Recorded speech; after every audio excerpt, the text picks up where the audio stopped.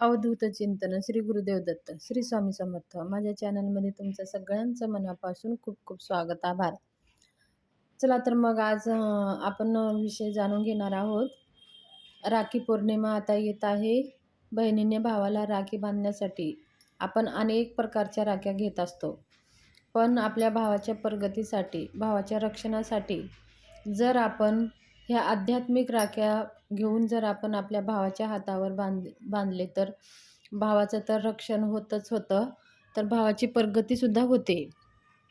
ही आध्यात्मिक राख्या आपल्याला दिंडोरी परिणित केंद्रामध्ये सहज भेटून जाईल. जर तुम्हाला ह्या राख्या हवे असेल तर तुम्ही मला कमेंट बॉक्समध्ये कमेंट करा. मी ह्या राख्या अवेलेबल करून देण्यासाठी मी तुम्हाला एक नंबर देईल, म्हणजे ते राख्या तुम्ही घेऊ शकता. ऑनलाईनसुद्धा तुम्ही ह्या राख्या मागवू शकता. तर ह्या राख्या आपल्याला दिंडोरी परिणित केंद्रामध्ये सहज भेटून जाईल. तर ह्या राख्याचं विशेष महत्त्व आहे. ह्या राख्या जिथं दिंडोरी परिणित केंद्र आहे, ज्या महिला आहेत त्या स्वतः हाताने बनवलेल्या ह्या राख्या आहेत. आणि ह्या राख्या बनवत असताना आध्यात्मिक म्हणजे श्री स्वामी समर्थ नामस्मरण करून ह्या राख्या बनवलेल्या आहेत. त्याचबरोबर ह्या राख्यामध्ये ज्या काही साहित्य वापरलेले आहे, त्या साहित्याचं सुद्धा काही विशेष महत्त्व आहे. तर त्या साहित्याविषयीसुद्धा आपण माहिती जाणून घेणार आहोत. ह्या राख्यामध्ये कोणकोणते मणी आहेत आणि त्या मण्याचं विशेषता काय आहे, त्यांचं आपल्या जीवनामध्ये काय फायदे आहेत. आणि ह्या आध्यात्मिक राख्या आहेत. ह्या राख्या बांधल्याने आपल्या भावाची पण प्रगती होते आणि भावाच्या रक्षणासाठी सुद्धा मदत होते. आणि भावाच्या जीवनामध्ये काही संकटे येत असेल तर मधून सुद्धा भावाची सुटका होत असते. म्हणून बहिणीने प्रत्येक भावाला ही आध्यात्मिक राखीच बांधावी. ह्या आध्यात्मिक राखीचं महत्त्व आता आपण जाणून घेऊया. बघा, ह्या राख्या आहेत. ह्या राख्याची किंमत आहे 45 रुपये. जे मी तुम्हाला राखी दाखवलेली आहे, ह्या राखीची किंमत आहे 45 रुपये. आणि काही दुसऱ्या राखीचे 18 रुपये पण आहेत, 65 रुपये पण आहेत. जसं तुम्ही राख्या घेऊ शकता. मी फक्त 45 रुपयाच्या राख्याचं तुम्हाला महत्त्व सांगते. ह्या राख्यामध्ये बघा काय काय आहेत. पांढरीची मणी आहे, रुद्राक्ष आहे, स्फटिकची मणी आहे, कमळगट्ट्याची मणी आहे, टायगर स्टोन आहे, रक्तचंदन मणी आहे आणि तुळशीची मणी, कवडी. प्रत्येक राखीमध्ये ह्या सगळ्या मणी आहेत. ह्या पण जे मी तुम्हाला दाखवते त्याच्यामध्ये कवडी नाही आहे. ह्याच्यामध्ये फक्त पांढरीची काठी आहे, रुद्राक्ष आहे, स्फटिक आहे आणि टायगर स्टोन आहे, टायगर स्टोन आहे. एवढ्या वस्तू ह्याच्यामध्ये आहेत. आता ह्या वस्तूचं महत्त्व काय आहे, ह्या राखीमध्ये साहित्य वापरलेले आहेत त्यांचं महत्त्व काय आहे. हा पांढरीचा मणीचा पण तेवढंच फायदा आहे.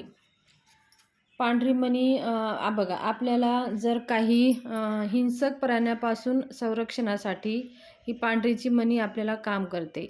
पांढरीच्या मणी म्हणजे हिंसक म्हणजे कसं, एखादी पिसाळलेलं कुत्रं असतं किंवा एखादी किडे मकोडे किंवा एखादी असे पिसाळलेले माणसं घरातले जे रागवतात बघा, अचानक काही कारण नसताना बी कोणी एका माणसावर असं धावून येतात पिसाळल्यासारखं आपण म्हणत असतो, त्याच्यापासून संरक्षण होते ह्या पांढरीच्या मणीपासनं. ही पांढरीची मणी इतकी महत्त्वाची आहे. आपल्या जवळ असेल तर या हिंसक प्राण्यापासून, माणसापासून सुद्धा आपलं संरक्षण होतं. म्हणून ही पांढरीची मणी महिलांनी किंवा पुरुषांनी हातावर बांधावे. महिलांनी ही जवळ एखाद्या पाकिटामध्ये ठेवले तरी पण चालेल. ही पांढरीची मणी इतकी महत्त्वाची आहे प्रत्येक आपल्याला हिंसक प्राण्यापासून संरक्षण करण्यासाठी. दुसरं आहे रुद्राक्ष आणि तुळशीची मणी.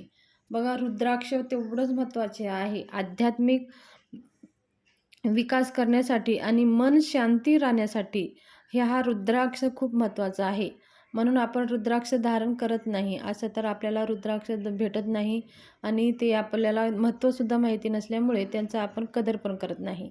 तर ह्या राखीच्या सहाय्याने जर तुम्ही रुद्राक्ष मणीचं भावाला जर राखी बांधले तर ती कायमस्वरूपी हातावर ठेवली तरी पण काही हरकत नाही. ते रुद्राक्ष आहेत, ह्या राखीमध्ये रुद्राक्ष आहेत. ते रुद्राक्ष मणीचं आपल्याला हातावर बांधायचा आहे. आध्यात्मिक विकास पण होईल आणि मन शांती पण होईल.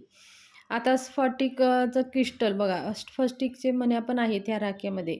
ह्या राखामध्ये स्फटिक मण्या असल्याने काय होतं, आपल्याला सकारात्मक ऊर्जेसाठी ह्या मणीचा आपल्याला उपयोग होतो. सकारात्मक ऊर्जा होते, निर्माण होते आपल्याला.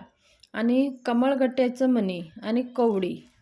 कमळगट्ट्याचे मणी आणि कवडीमुळे आपल्याला लक्ष्मी प्राप्ती होते. धनप्राप्तीसाठी कवडी आणि कमळगट्टा अत्यंत महत्त्वाचा आहे. जर नेहमीच हे आपल्या जवळ ठेवले तर आपल्याला कधीही धनाची कमी पडत नाही. Tiger stone. टायगर स्टोनमुळे आपलं आत्मविश्वास वाढते. आत्मविश्वास वाढण्यासाठी टायगर स्टोनचं खूप महत्त्व आहे, फायदा आपल्याला होतो. जर आपला आत्मविश्वास कमी असेल कोणत्या गोष्टीमध्ये, बघा काय होतं की आपल्याला आत्मविश्वास नाही की आपण करतो की नाही करत, करतो की नाही करायचं, होते आणि होत नाही असं डगमगतो. अशा वेळेस आत्मविश्वास वाढण्यासाठी आपला टायगर स्टोन फायदेशीर ठरणार आहेत. आणि रक्तचंदनची मणी. रक्तचंदनची मणीमुळे सुद्धा आपल्याला अँटी रेडिएशनपासून सुरक्षा भेटते. तर रक्तचंदन मणीसुद्धा आपल्याला खूप महत्त्वाचं आहे.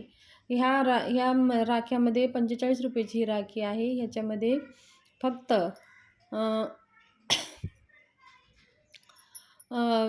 पांढरीची मणी आहे, स्फटिक आहे आणि रुद्राक्ष आहे आणि टायगरचा मणी आहे. आणि दुसरे ज्या राखी तुम्ही घेता त्याच्यामध्ये ह्या सगळ्या वस्तू आहेत. कमळगट्ट्याचा मणी पण आहे, कवडी आहे, अशा सगळ्या राख्या बनवल्या आहेत. ह्या सगळ्या आध्यात्मिक राख्या आहेत. ह्या सगळ्या दिंडोरी परिणित केंद्रामध्ये तुम्हाला सहज भेटून जाईल. जर तुम्हाला ह्या राखीविषयी काही माहिती किंवा तुम्हाला हे घ्यायचं आहे तर इथं ह्याच्यावरती खाली नंबर पण आहे, ह्याच्यावरती तुम्ही कॉल करू शकता. या राख्याच्या खाली जे एक नंबर आहे किंवा तुम्ही मला कमेंटमध्ये कमेंट करू शकता, मी तुम्हाला नंबर पाठवून देईल आणि त्या नंबरवर कॉल करून तुम्ही ही राखी मागू शकता. आपलं भावाच्या प्रगतीसाठी, भावाच्या रक्षणासाठी.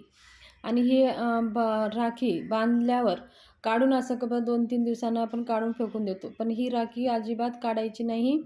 कारण का ह्याच्यामध्ये रुद्राक्ष आणि पांढरीचं मणी आहे, टायगर स्टोन आहे, स्फटिकची माळ आहे. ह्या सगळ्या वस्तू आपल्या सोबत असायला हवा. ह्या सगळ्या आपल्या फायदेशीरच ठरणार आहेत. म्हणून ह्या काढून फेकायचे नाही. पुढच्या रक्षाबंधनपर्यंत आपण हे राखी हातामध्ये ठेवू शकता.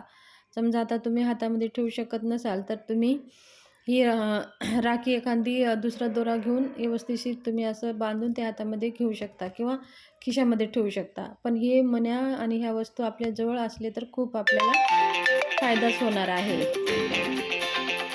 बघा, रक्षाबंधन हे बहीण भावाचं अतूट प्रेमाचं एक प्रतीक आहे. हे प्रेमाचं नातं बंधन घट्ट करण्यासाठी हे रक्षाबंधन आहे. रक्षा म्हणजे भावाची रक्षा करण्यासाठी बहिणीने बंधन करायचं असते. म्हणजे प्रत्येक भावाच्या संरक्षणासाठी, रक्षासाठी, प्रत्येक वाईट शक्तीपासून रक्षण होण्यासाठी, आपल्या भावाची प्रगती होण्यासाठी रक्षाबंधन, बघा त्या नावच दिलेलं आहे रक्षा. आपल्या भावाची रक्षा होण्यासाठी बहिणीने हा रक्षाचं बंधन करायचं आहे. हातावर प्रत्येक संकटापासून रक्षा होण्यासाठी हे बंधन करायचं आहे, म्हणून रक्षाबंधन.